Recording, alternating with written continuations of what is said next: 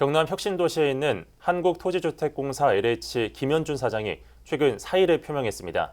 지난 문재인 정부 당시 임명된 이후 1년 4개월여 만인데요. 대형 공공기관 추장의 사퇴는 지역에도 적잖은 영향을 미칠 전망입니다. 김현우 기자의 보도입니다. 지난해 4월 LH 신임 수장으로 취임한 김현준 사장. 일부 직원의 부동산 불법 투기 의혹이 불거진 직후 취임했던 터라 어깨가 무거울 수밖에 없었습니다. 김 사장은 취임 후 곧바로 대국민 사과와 함께 불법 투기 사건 수습에 들어갔고 정부가 요구하는 혁신안 추진에도 박차를 가했습니다. 불미스러운 일로 국민 여러분께 큰 실망과 심려를 끼쳐드린 데 대하여 다시 한번 깊이 사죄드립니다. 혁신 방안에 따라 LH를 혁신해서 LH가 국민이 신뢰하는 공정하고 투명한 조직으로 탈바꿈하도록. 하지만 정권 교체와 함께 상황이 바뀌었습니다. 전 정권 인사다 보니 안팎으로 압박이 가해졌고 결국 임기 1년 4개월 만에 중도 사퇴를 결정했습니다.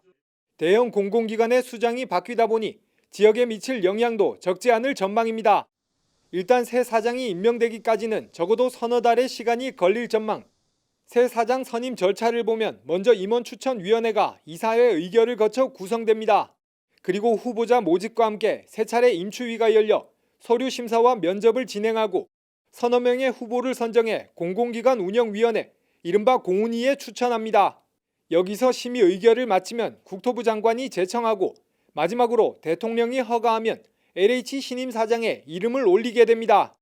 그 사이에는 직무대행 체제로 운영되는데 혁신도시 복합문화도서관 건립과 같은 기존 사업은 별다른 문제가 없지만 새로운 지역균형발전 사업을 구상해 추진하기는 부담이 클 수밖에 없습니다.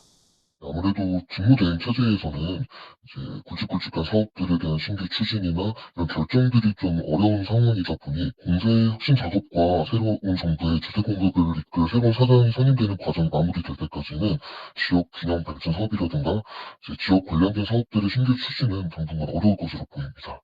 현재 차기 사장으로 거론되는 사람은 3명 정도로 윤석열 정부의 부동산 공약을 설계한 것으로 알려졌습니다. 부동산 전문가들이긴 하지만 모두 외부인이다 보니 LH의 속사정을 이해하기 쉽지 않습니다. 또 LH 혁신안, 이른바 인적 쇄신과 조직 슬림화에 대해 어떻게 생각하는가에 따라 신입 직원 채용에 영향을 주고 지역 균형 발전 사업 역시 새로 짜여질 가능성이 높습니다. 일각에선 현 정부의 부동산 정책과 지역 균형 발전 사업을 동시에 이끌기 위한 LH 내부 승진 필요성도 거론되고 있는 실정입니다. 또 한 번 변혁을 앞두고 있는 LH, 업무 추진과 조직의 안정화를 위한 관심과 노력이 필요한 시점입니다. SCS 김현우입니다.